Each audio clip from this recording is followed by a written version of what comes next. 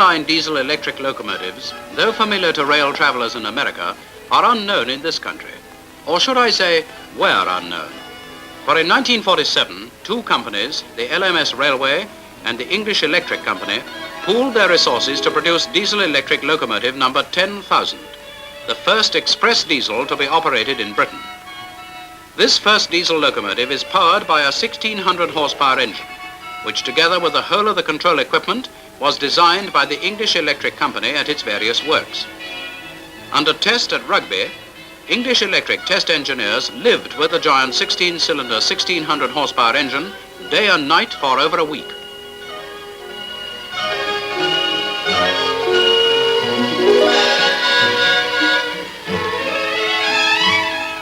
Delicate instruments and meters were used to check over every part of her, and the readings taken at frequent intervals provided a perfect case history of the job.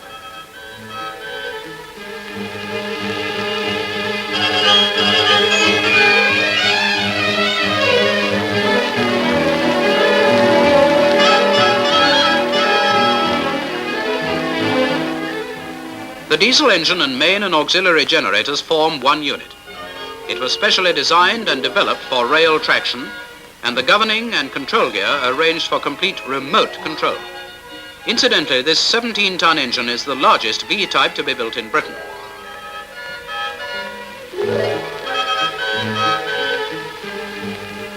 From Rugby, the engine was taken to the LMS works at Derby.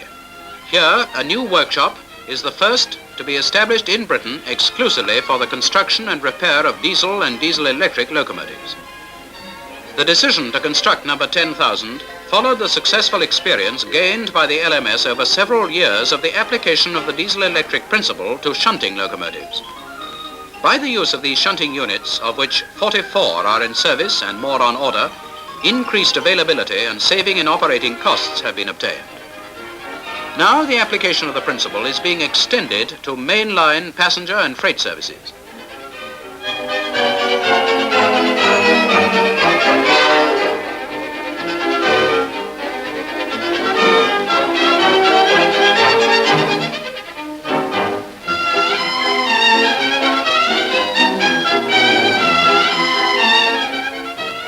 First main stage in the construction was dropping the engine into the frames. Everything connected with the assembly of this unit was new, so that at every stage new problems had to be faced and overcome.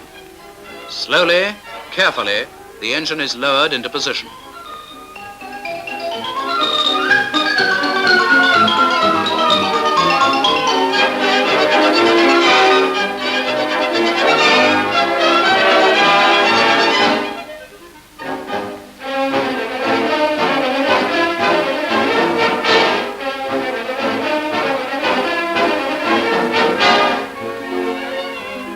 The brains of the locomotive are mounted in a dust-tight frame.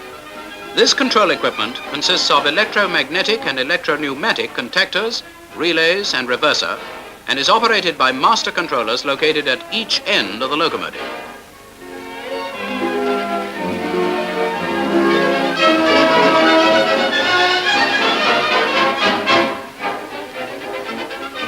While primarily designed to test the application of diesel-electric traction to mainline working, it is hoped that the data which will come from the trials will assist still further the export drive. It will, for instance, now be possible to see a typical British product not only on the drawing board, but in actual operation in mainline services in Great Britain.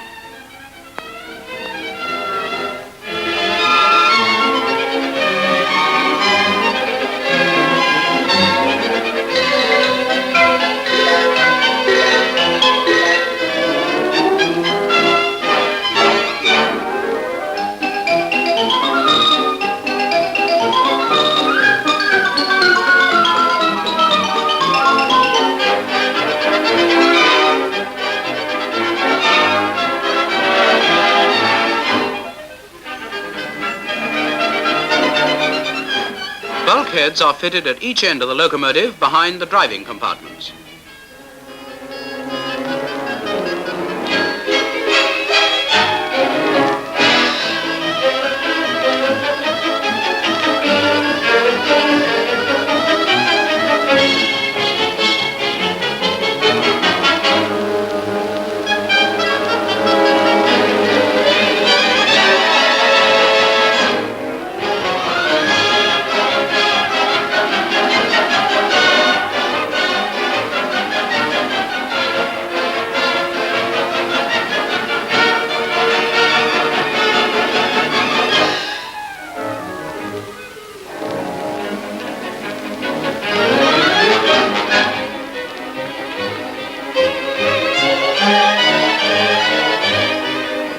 With the fitting of the side plates, number 10,000 is beginning to look like the finished job. The body, sides and roof, together with the nose ends, form one assembly, which is supported on two pivots placed at each bulkhead behind the driving compartments. The frame is thus free to deflect without stressing any of the superstructure.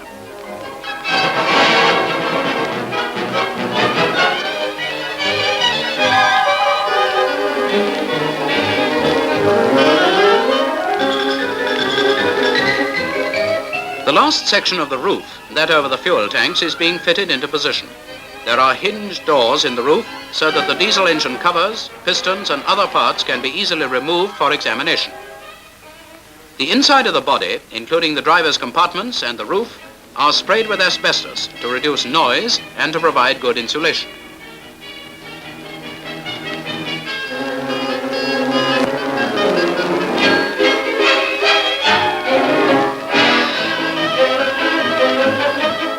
Power from the main generator is transmitted to 6 traction motors, 3 of which are located on each of the 2 bogies. Adjustable cushioned seats make driving number 10,000 almost an armchair job.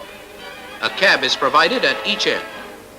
Fittings include the main controller, brake valve, windscreen wipers, sanding and hooter valves.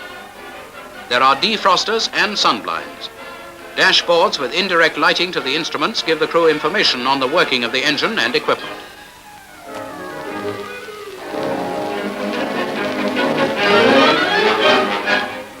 Almost the last job before number 10,000 can take the road is to provide her with wheels. The 2 bogies, each with their 3 traction motors, are pushed under the frames and superstructure.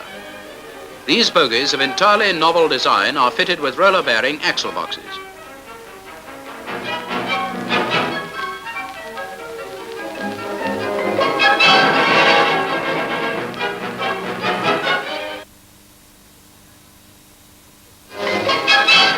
Painted black and chromium, locomotive number 10,000 is an impressive sight as she moves slowly out of the shop. The men who for weeks have worked at her building are there to give her a send-off.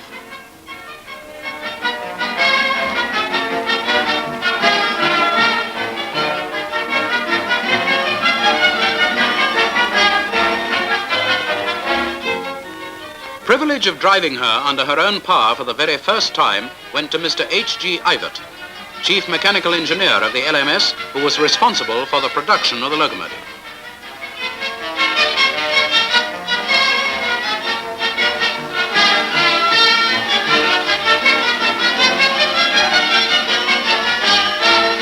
While engine number 10,000 was being completed at Derby, another locomotive of conventional design was being built at Crewe.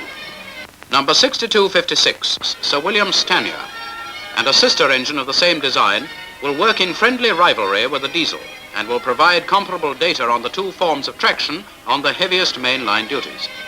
For the longer and heavier runs, 2 diesel units will be coupled together and operated as one. In this form, they will compete with the steam locomotives. These steam engines are the first in the country to be equipped throughout with roller bearings to all axles.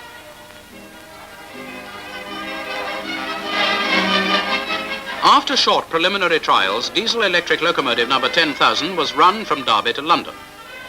Railwaymen who all their lives have been used to the familiar tattoo of the exhaust of steam engines stopped a while from their work as the black and silver, softly purring diesel went by. Is this, they thought, the shape of things to come? Romance still clings to the steam engine, but romance alone will not run the railways. New ideas, new methods must be given a chance to succeed.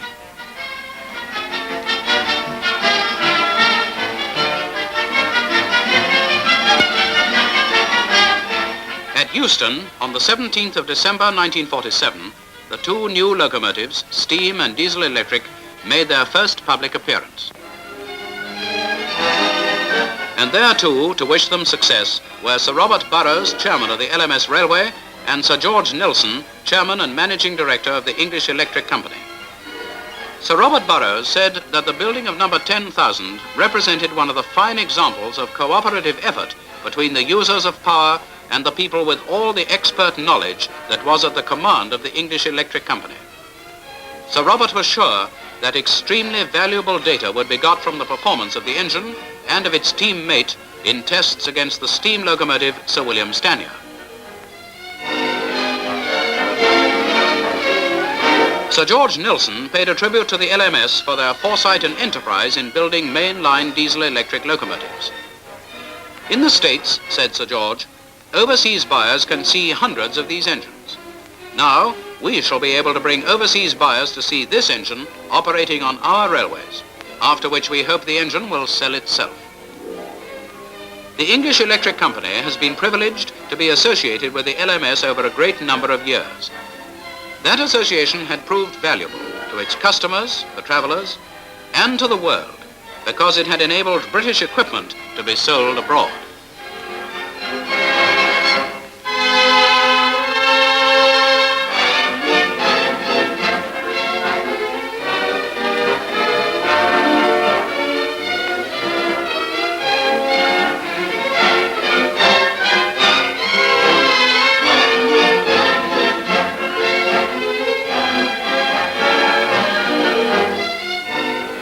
After the ceremony, the diesel engine was thrown open for inspection.